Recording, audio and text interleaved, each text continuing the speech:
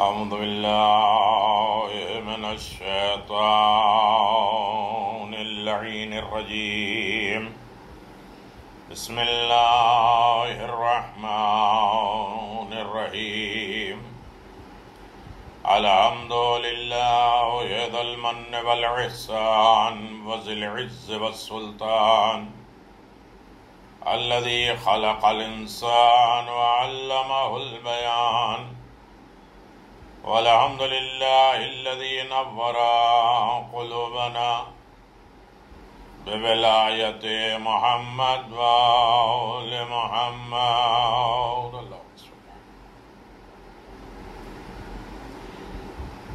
والحمد لله الذي جعلنا من المتمسكين بولاية أمير المؤمنين علي بن أبي طالب صلوات الله وسلامه عليه، وسيدة الجليلة المخدومة المحرومة حق ميراث أبيها، وسيد شباب أهل الجنة وآله الطيبين، لا سيما على الحق الجديد وطلعة الرشيد امام المنتظر المهدي اجل الله تعالى فرجه الشريف. اللهم صل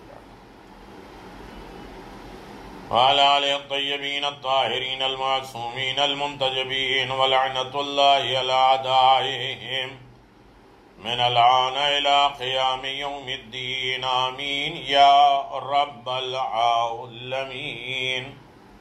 أما بعد، فقد قال الله تبارك وتعالى في قرآن مجيد: بسم الله الرحمن الرحيم. من يعمل من الصالحات من ذكر أو أنثى وهو مؤمن فأولئك يدخلون الجنة ولا يظلمون نكيرا. صلوات بابا.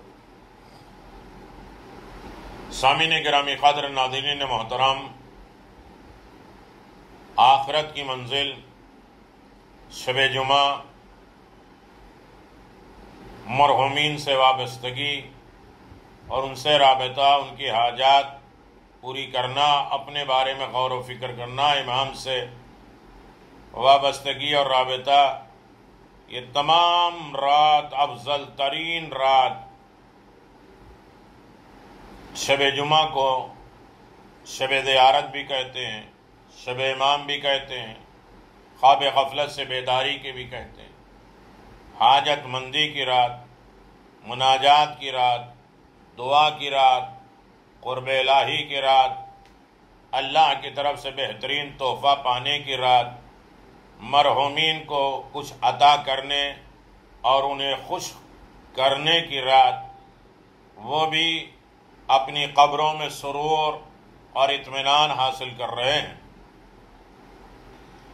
سامعین گرامی قدر، ناظرین محترم، مجلس امام حسین علیہ السلام بعنوان آخرت کی منزل، اور وہ بھی ماہ ذی الحج میں ایام معلومات، جناب موسیٰ علیہ السلام خداوند عالم سے ملنے جا رہے ہیں۔ 10 دن اللہ تبارک و تعالیٰ نے اور بڑھا دیا کتاب دینے کے لیے۔ یہ 10 دن جناب موسیٰ نے فریاد کیا، استغاثہ کیا، ووعدنا موسیٰ، 30 دن کا اللہ نے وعدہ کیا تھا اور 10 دن اور بڑھا دیا۔ یہ ساری منزلیں، مناسبتیں آپ جانتے ہیں کہ 10 دن میں ہنگامہ کیا ہوا، غیب پر یقین نہیں رکھ پائے لوگ، ملاقات جناب موسیٰ اور خدا سے ملاقات ہونے کی کیفیتیں کیا تھیں، موضوعات کیا تھے، اللہ تبارک تعالیٰ نے کیا گفتگو کی ہے، وہ ایک الگ موضوع۔ دوسری مناسبت عقد جناب سیدہ سلام اللہ علیہا۔ 4 ذی الحج یعنی آج کا دن بہت اہم ترین دن ہے۔ پیغمبر اسلام صلی اللہ علیہ وسلم 25 ذی قعدہ کو حج بیت اللہ کے لیے نکلے، ذوالحلیفہ پہنچے، مسجد شجرہ پہنچے، وہاں ایک کارنامہ اور پہلے سے ہوا۔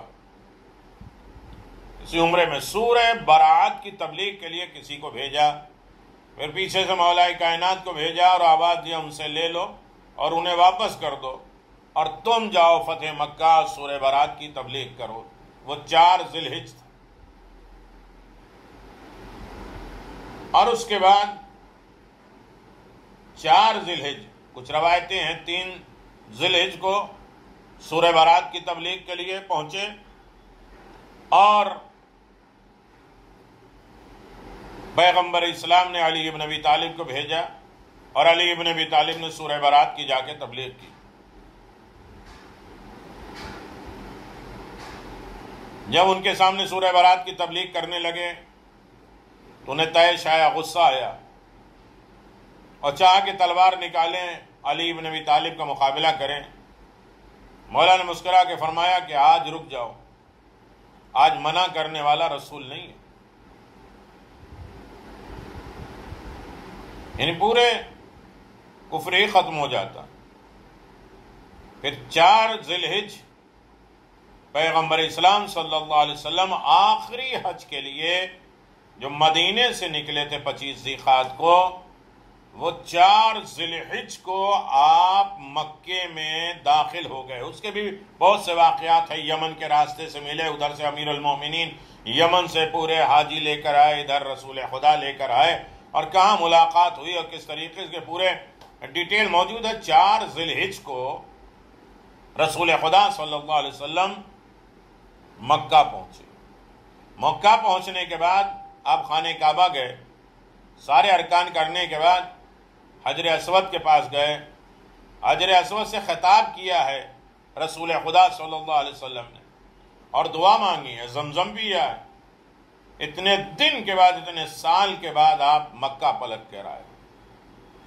خوشی کا وقت ہے، حج سعید سے سب کو مشرف فرمائے پروردگار، یہ محرومیاں ختم ہوں، اور کتنے ایسے قبر میں جو مرحوم ہیں اور انہیں محروم رکھا جا رہا ہے۔ یہ ایصال ثواب کی مجالسیں اسی لیے منعقد کی جا رہی ہیں کہ وہ مرحوم تو ہیں لیکن محروم نہ رہیں۔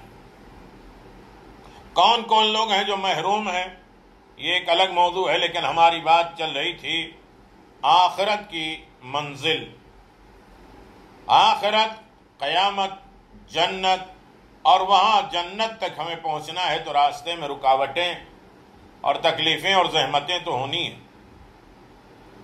لیکن محمد اور آل محمد کا سہارا رکھنے والے، شب جمعہ امام حسین سے وابستگی رکھنے والے افراد کبھی بھی کسی منزل پر مایوس نہیں ہوتے۔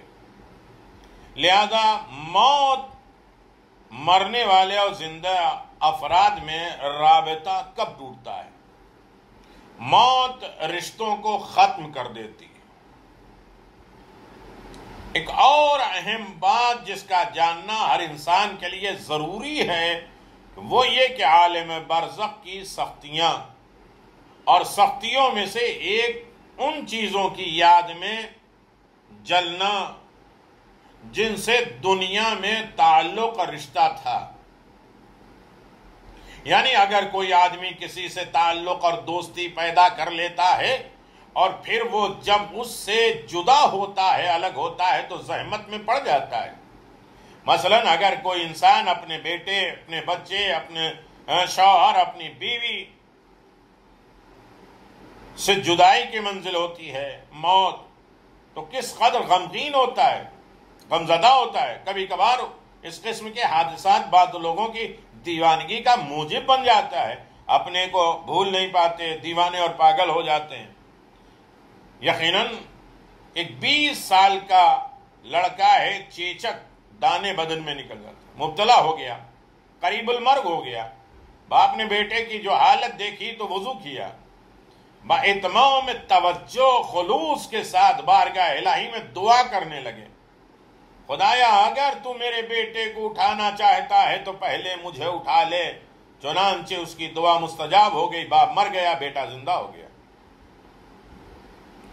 تو ہر وقت ایسا نہیں ہم سمجھے کہ ہماری دعائیں قبول نہیں ہوتی، دعائیں قبول ہوتی ہیں۔ انسان بڑے اہتمام کے ساتھ سوچے کہ کیا مانگ رہا ہے اور کیا نہیں مانگ رہا ہے۔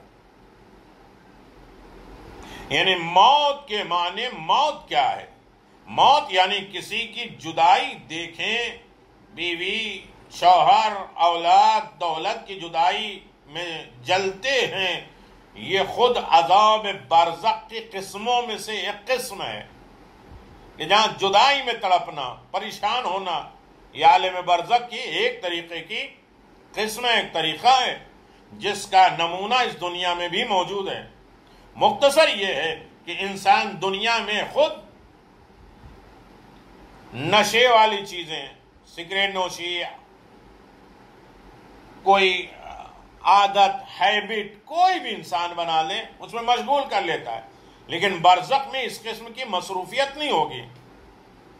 کوئی گٹکا کھا رہا ہے، کوئی پان کھا رہا ہے، کوئی تمباکو کھا رہا ہے، کوئی سگریٹ پی رہا ہے، کوئی جو ہے وہ صبح اخبار اٹھا کے نہیں دیکھیں گے تو کھانا ہضم نہیں ہوگا، بڑے مسائل ہیں، اس میں بڑی مشغولیت ہوتی ہے۔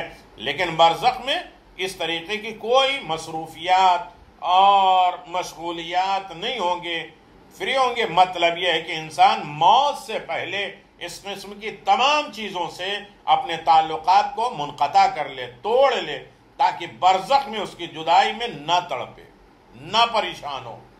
قیس ابن عاصم بنی تمیم کے کچھ افراد کے ساتھ رسول خدا صلی اللہ علیہ وآلہ وسلم کی خدمت میں شرفیاب ہونے کے لیے مدینہ گئے۔ جب وہاں حضرت کی خدمت میں پہنچے تو آپ سے موعظہ کرنے کی خواہش کی، یا رسول اللہ مجھے کوئی نصیحت کریے، مجھے سمجھائیے، موعظہ کریے، پیغام دیجئے، تربیت دیجئے۔ ضمناً معلوم ہونا چاہیے کہ قیس بزرگ علماء میں ہے، اسلام لانے سے پہلے ان کا شمار حکماء میں ہوتا تھا۔ حضرت نے فرمایا ہر عزت کے لیے ذلت ہے۔ بڑے خوش نہ ہو جاؤ کہ ابھی بڑے معاشرے میں عزت ہے، سکون ہے، دولت ہے، سرمایہ ہے، آبادی، ہر عزت کے لیے ذلت ہے، اور زندگی کے بعد موت ہے، اور ہر کام کا ایک صلہ ہے، بدلہ ہے۔ اچھا کرو یا برا کرو، سب کا ایک بدلہ ہے۔ بہت مختصر نصیحت ہے لیکن جامع ہے، مکمل ہے۔ ہر دن ایک جیسا نہیں ہوگا، ہر دن ایک کیفیت کی نہیں ہوگی، ہر دن ایک مسئلہ نہیں ہوگا، ہر دن ایک سکون کی طریقے سے زندگی نہیں ہوگی، یہ چینج ہوگی، بدلے گی۔ مثال اسی دنیا میں دی جاتی ہے تاکہ زندگی کے بعد موت کو انسان چیلنج نہ کر سکے، شکوہ نہ کر سکے، شکایت نہ کر سکے۔ اس گفتگو کا مقصد یہ ہے کہ خیال نہ کریں جو کام چاہیں کر لیں، ہر کام کا حساب ہونا ہے۔ آج آپ کی بنتی ہے، آج آپ نے گالی دے دیا، غیبت کر لیا، بہتان لگا دیا، زبان درازیاں کر لی، اور رسوا اور پریشان کر دیا، اور دماغ کو ہلا دیا، تو ایک دن آنے والا ہے اس کا حساب۔ یہ دنیا اعمال کی جگہ ہے، حساب کا دن باقی ہے۔ اللہ اکبر۔ عالم برزخ میں صرف عمل آپ کے ساتھ، ہمارے ساتھ کام آئے گا۔ عالم برزخ میں کچھ بھی کام نہیں آئے گا، عمل جو ہم نے عمل کیا ہے وہی کام آئے گا۔ اچھے برے جو بھی اعمال کیے ہیں وہی ہمارے کام آئیں گے، جو نوٹ کما کے ہم گئے ہیں وہی ہمارے کام آئیں گے۔ عالم برزخ میں انسان کے جو چیز کام آتی ہے، آئے گی، وہ اس کا عمل صالح، اچھے کام ہے جو انسان کے قریب ہے اور اس کا خیال بھی رکھتا ہے۔ اگر عمل بد ہوگا، برا ہوگا، تو اس کی فریاد رسی نہیں ہوگی اور اس کی خلاصی بھی نہیں ہوگی، اس کے کوئی تدابل اور اس کا بدل نہیں ہوگا۔ جو کر کے آئے ہیں اسی کو جھیلنا ہے۔ حضرت امیر المؤمنین علی بن ابی طالب علیہ السلام ارشاد فرماتے ہیں، جو کوئی مرنا چاہتا ہے وہ اپنے اعمال کی طرف نظر کرتا ہے اور کہتا ہے کہ میں نے تجھے جمع کیا ہے، حلال حرام، بڑی زحمتوں تکلیفوں بڑے رنج اٹھا کے اس مال کو جمع کیا ہے۔ اس کا مال جواب دیتا ہے، ایک کفن سے زیادہ مجھ سے کوئی فائدہ نہیں اٹھا سکتے، ہم کفن دے سکتے ہیں تمہارے مال سے۔ پھر وہ اپنے بیٹوں کی طرف رخ کرتا ہے تو وہ بھی جواب دیتے ہیں کہ قبر کے سرانے تک ہم ساتھ دے سکتے ہیں۔ اس کے بعد وہ اپنے اعمال کی طرف نگاہ کرتا ہے، وہ کہتا ہے میں ہمیشہ تمہارے ساتھ، اچھے ہو تب بھی، برے ہو تب بھی، ہمیشہ تمہارے ساتھ ہیں، میں تمہیں کبھی چھوڑ کے نہیں جاؤں۔ بڑی سخت منزل ہے آخرت کی منزل، شب جمعہ ہے، یقیناً امید الہی ہے، امید پروردگار ہے، امید ائمہ معصومین ہے، سب سے زیادہ حسین ابن علی سے امید۔ قرآن کہہ رہا ہے وَاصْبِرْ لِحُکْمِ رَبِّكَ فَإِنَّكَ بِأَعْيُنَا، یعنی اے میرے پیغمبر اپنے پروردگار کے حکم کے لیے صبر کیجئے۔ اللہ پیغمبر سے کہہ رہا ہے کہ جو میرا آرڈر ہے، جو میرا حکم ہے، جو میرا پیغام ہے، جو میرے حکم ہے، اس پر صبر کیجئے۔ یقیناً آپ ہماری نظروں میں ہیں، پوری کائنات اللہ کی نگاہوں میں، لیکن پیغمبر کے لیے کہا کہ میرے پیغمبر جو میرا حکم ہے اس پر صبر کرو۔ تمہاری پوری زندگی نگاہ پروردگار میں، یہاں حکم سے مراد مشرکین کو مہلت دینا، اور پیغمبر اسلام صلی اللہ علیہ وآلہ وسلم انہیں دعوت اسلام دیتے ہیں، نیز ان کی اذیتوں پر تحمل اور برداشت کرتے ہیں۔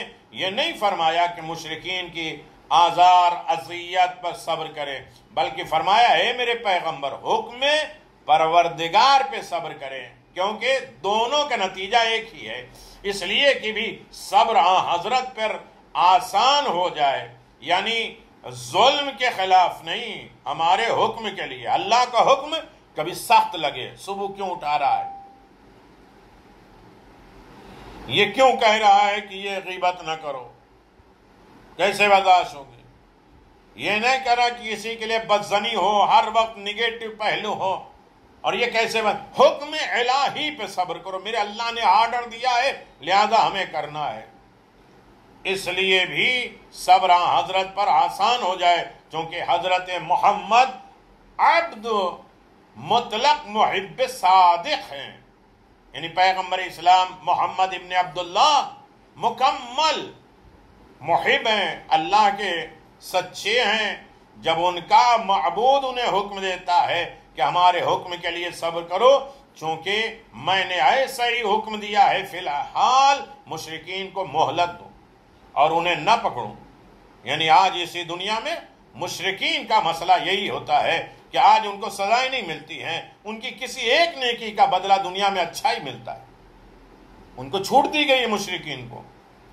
انہیں اگر کوئی تکلیف نہیں ہو رہی، اس کا مطلب یہ نہیں کہ خدا کی نگاہوں سے ہٹ گئے، خدا دیکھ رہا ہے، لیکن ان کی اچھائیوں کی وجہ سے انہیں نہ پکڑو۔ تم بھی دعوت اسلام دینے سے پیچھے نہ ہٹو، اذیت اور تکالیف برداشت کرو، تو حضرت پر صبر آسان ہو جائے گا۔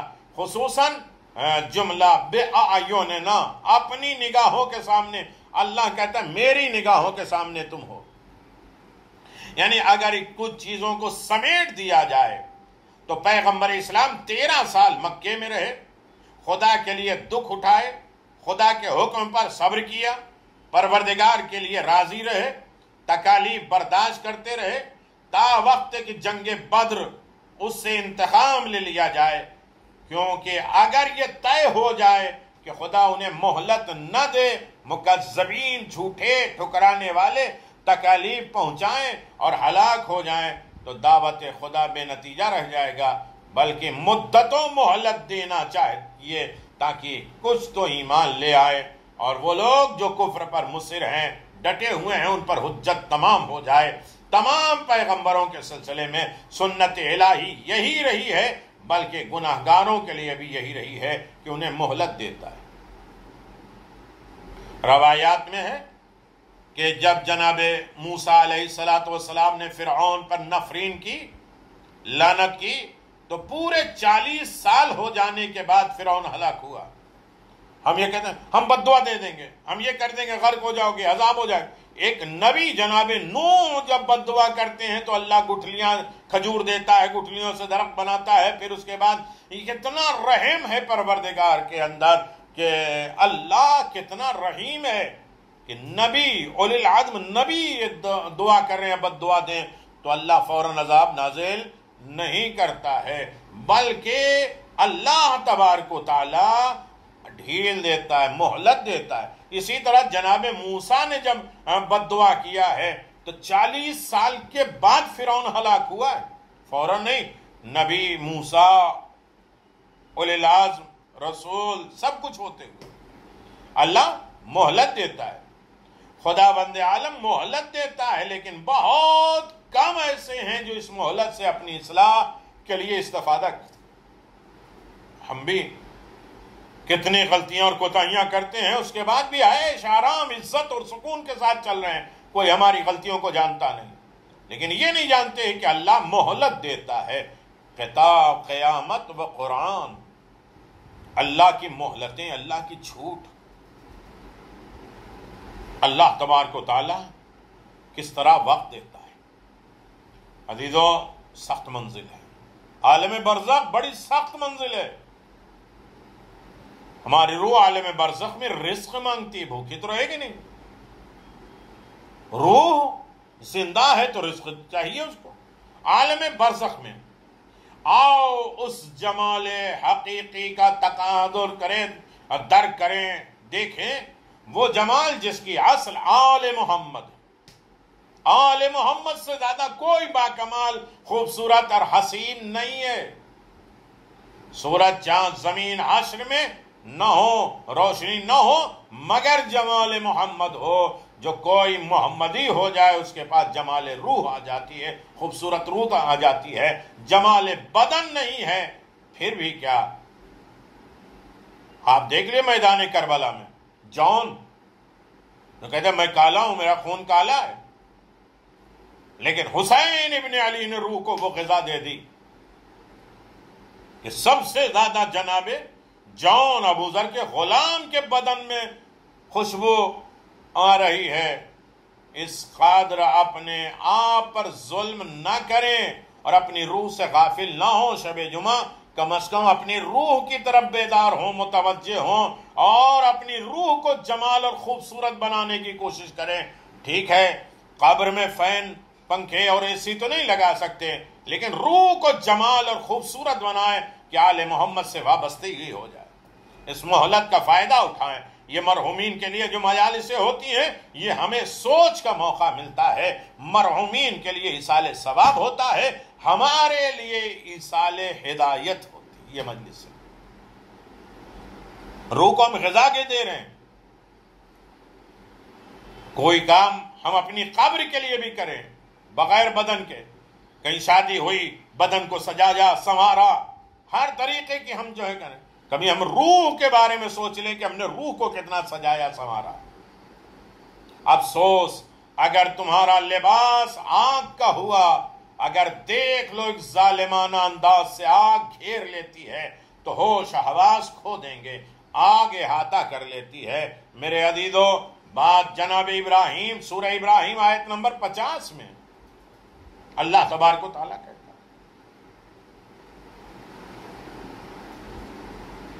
کیا کہتا ہے؟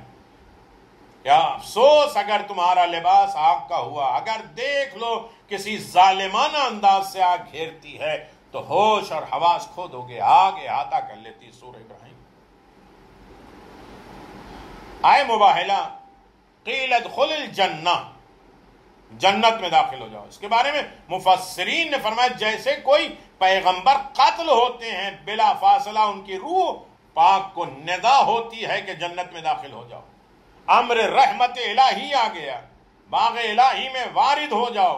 البتہ یہاں پر مراد جنت برزخی ہے، برزخ والی جنت، ٹمپریری جنت، نہ کہ جنت آخرت اور قیامت۔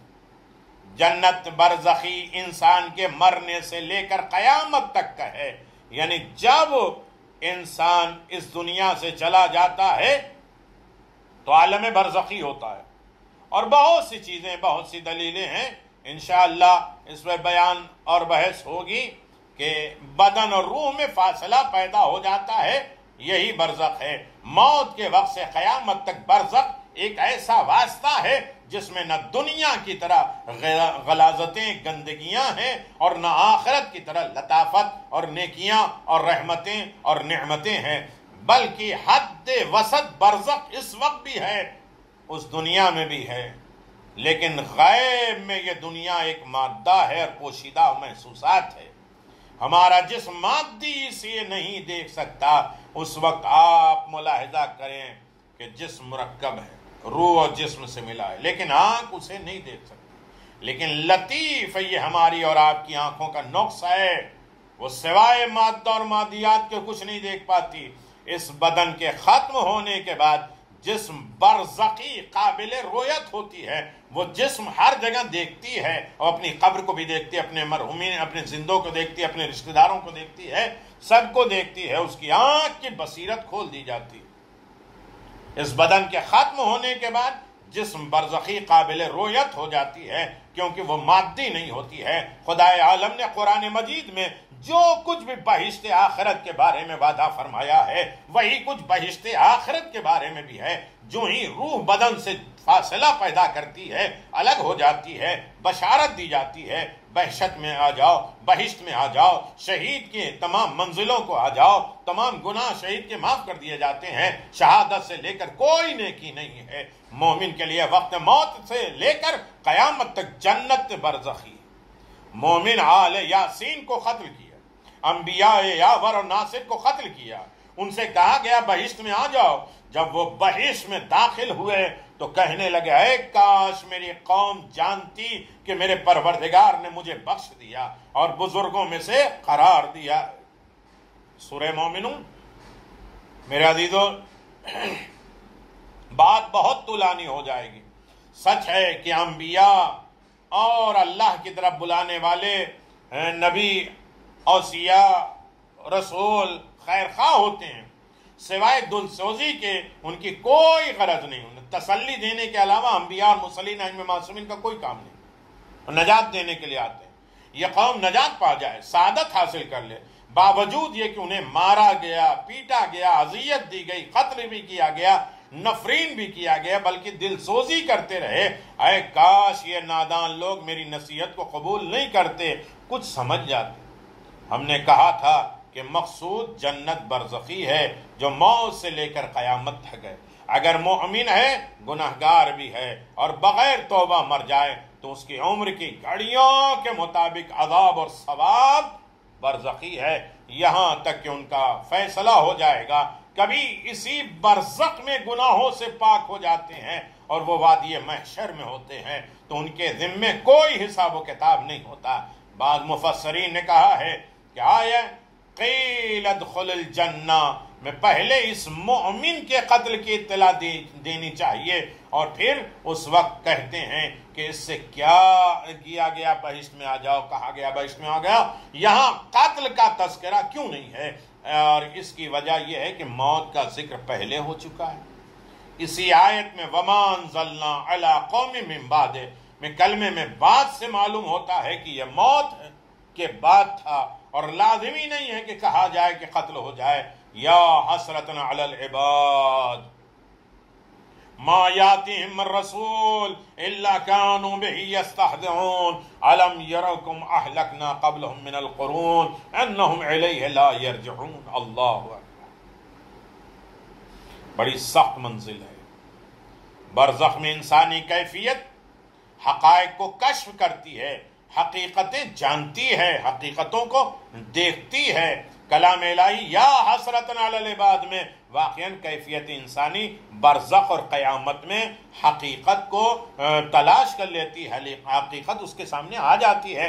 جو کچھ مخفی ہوتا ہے، چھپا ہوتا ہے، وہ آشکار ہو جاتا ہے۔ جو لوگ انبیاء اور اس کے تابعین کا مذاق کرتے ہیں، جو لوگ دعائے اللہ خدا کی طرف بلانے کا کام کرتے ہیں، یعنی مخلوق کو آخرت کی طرف بلانے والے کو مذاق اڑاتے ہیں، حقیقت میں حقیقت ان کے سامنے کھل جاتی ہے۔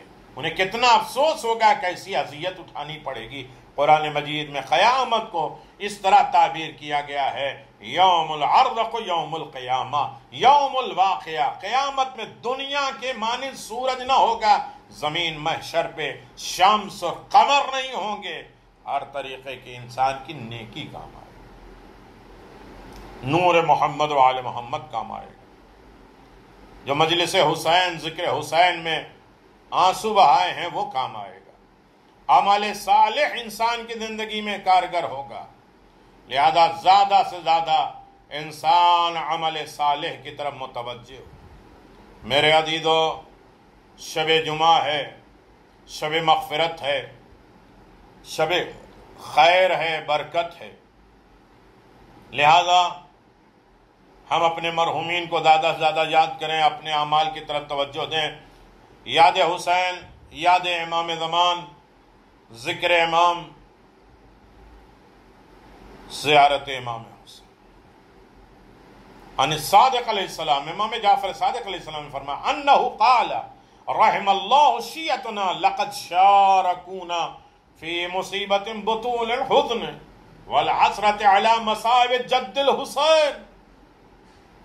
حضرت امام صادق علیہ السلام نے فرمایا خدا رحم کرے ہمارے مؤمنین پر، انہوں نے میری جد امجد حضرت امام حسین علیہ السلام کی یاد میں ان کے ذکر مصائب، ماتم کو لمبا کیا، روتے رہے، گریہ کرتے رہے. شب جمعہ ہے، امام حسین سے فریاد کرتے رہے، جناب عباس کو یاد کرتے رہے. ذکر حسین، یاد حسین، مصائب حسین کو لمبا کرتے تھے. ہمارے ساتھ بہت بڑا تعاون کیا، یعنی یہ مجلس حسین. امام صادق کہتے ہیں میرے ساتھ تعاون، میرے ساتھ مدد کیا. جو حسین کی مجلس منعقد کرتے ہیں وہ امام ائمہ معصومین کی خوشنودی کا بھی سبب ہے، رسول خدا کی مدد اور نصرت کا بھی ذریعہ ہے. امام صادق کہتے ہیں انہوں نے میرے ساتھ تعاون کیا. جو ذکر حسین کرتے ہیں، روتے ہیں، گریہ کرتے ہیں، ماتم کرتے ہیں. کم از کم امام حسین کے چاہنے والوں کو اس انداز سے ہمیں یاد رکھنا چاہیے کہ میرے حسین کے چاہنے والے ہیں، عزادار ہیں. ہم سے انبن ہو چکی ہوگی، ہم سے اختلاف ہوگا، لیکن ہے تو میرے مولا حسین کے چاہنے والے. بس یعنی امام حسین کا ذکر، مجلس، مصائب اور ماتم مومنین کی وجہ سے قیامت تک قائم رہے گا. نسلیں رہیں گی ماتم داروں کی. زہرا کی دعائیں، جس طرح ہم اہل بیت امام عالی مقام کو یاد کر کے روتے ہیں، اسی طرح امام صادق کہتے ہیں قال ومن ذکرنا عند فخرجنا من عین ودموع لو مثل جناح البعوضہ. امام صادق فرماتے ہیں جس شخص کے سامنے میرے مصائب بیان ہو اور اس کی آنکھوں سے آنسو نکل پڑے، خواہ وہ مچھر کے پر کے برابر کیوں نہ ہو، غفر اللہ لہ ذنوبہ ولو کان مثل زبد البحر، اللہ اس کے گناہوں کو بخش دے گا اگرچہ گناہ دریا کے پانیوں کی طرح، پانی کی طرح ہوں، سمندر کے پانی کی طرح کیوں نہ ہو. میرے عزیزو، ایک لب ابن عباس کہتے ہیں قال علی لرسول اللہ انک لتحب عقیل. میرے عزیزو، حسین کے چاہنے والوں کو کیسے یاد کرتے ہیں؟ ایک مسافر ہیں عقیل. یہ سلسلہ انشاءاللہ 9 ذی الحجہ تک چلے گا. ایک دن رسول خدا نے فرمایا یا رسول اللہ کی خدمت میں امیر المومنین تھے، عرض کیا آقا آپ عقیل کو دوست رکھتے ہیں؟ قال آئی واللہ لا احب بجنین حبین حب لہو وحب لحب ابی طالب. آپ نے فرمایا کہ واللہ میں عقیل سے 2 محبتوں کی وجہ سے دوستی رکھتا ہوں. ایک تو محبت اس کی ہے، بڑے اچھے ہیں. دوسری محبت اپنے محترم چچا جان ابو طالب کی وجہ سے ہے. پھر فرمایا انا ولد مقتول فی محبت ولدک، اور عقیل کا بیٹا مسلم آپ کے بیٹے حسین کی محبت میں شہید ہو جائے گا. جب آپ کا فرزند حسین ظالموں کے نرغے میں، ہاتھوں میں مجبور اور وطن سے دور ہوگا، اس وقت سب سے پہلے مسلم ابن عقیل اپنی جان کا نذرانہ پیش کریں گے. فَتَدْفَعُ عَلَيْهَا عُيُونُ الْمُؤْمِنِينَ، پس جناب مسلم کی مظلومیت کو یاد کر کے مومنین کی آنکھوں میں آنسو آ جائیں. وَتُصَلَّ عَلَى الْمَلَائِكَةِ الْمُقَرَّبُونَ، فرشتے جناب مسلم پر درود بھیجتے. ثم بقى رسول اللہ حتی جرت دموع علی صدرہ، پھر جناب رسول خدا جناب مسلم کے مصائب کو یاد کر کے اس شدت سے روئے کہ آنسو ریش مبارک سے گرنے لگے، سینے تک ٹپکنے لگے. پھر فرمایا الی اللہ اشکو ما تلقی عطرتی من بعدی، میں اس مصیبت کی خدا سے شکایت کروں گا جو میرے بعد میری عطرت میری اولاد کو پڑی. الا لعنت اللہ علی قوم الظالمین سیعلم الذین ظلموا ای منقلب ینقلبون انا للہ و انا الیہ راجعون. یقیناً امام حسین کے چاہنے والوں، بڑے غم، بڑی مصیبتیں، بہت پریشانیاں، عالم برزخ کو یاد کرتے ہوئے ہم اپنی پریشانی کو دور کریں۔ عالم برزخ کی ہمیں تیاری کرنا ہوگا۔ شب جمعہ ہے، اپنے اور اپنے مرحومین کے لیے کچھ ہدیہ تیار کرنا پڑے۔ مرحومین آتے ہیں وہ ہدیہ لینے کے لیے، ہمیں بھی اپنی زندگی میں ہدیہ اپنے لیے تیار کرنا ہے۔ زیارت کے وسیلے سے، نجات کے وسیلے سے، گریہ کے ذریعے سے بہت سے مومنین کے نام آئے ہیں ان کے ایصال ثواب کے لیے۔ خاص طریقے سے ہم آپ کی خدمت میں ان شب جمعہ میں تمام مرحومین کے لیے سورہ فاتحہ پڑھنے کی دعوت دے رہے ہیں۔ جن لوگوں نے ہم سے کانٹیکٹ کیا ہے اور اپنے مرحومین کے نام لکھائے ہیں، ان کے نام فہرست کے ساتھ ہم پڑھ رہے ہیں۔ اللہ ان سب کو جوار معصومین میں جگہ عنایت فرمائے، اور جنہوں نے اپنے مرحومین کے لیے اہتمام کیا ہے، پروردگار ان زندوں کو زندہ رکھے، باصحت رکھے، شفا یاب رکھے، دولت و سرمایہ کے ساتھ وابستہ رکھے، اپنے علاوہ کسی اور کا محتاج نہ کرے، امام زمان سے وابستگی کی توفیق دے دے، عزت و کامرانی کی زندگی عنایت فرمائے۔ ربنا تقبل منا انک انت السمیع العلیم بحق محمد وآلہ الطیبین الطاہرین۔ ایک مرتبہ سورہ حمد اور 3 مرتبہ سورہ اخلاص کی تلاوت کر کے تمام مرحومین مومنین مومنات کو جو آل محمد کے چاہنے والے ہیں انہیں بخش دے۔ اللہم صلی اللہ علیہ وسلم۔ بسم اللہ الرحمن الرحیم۔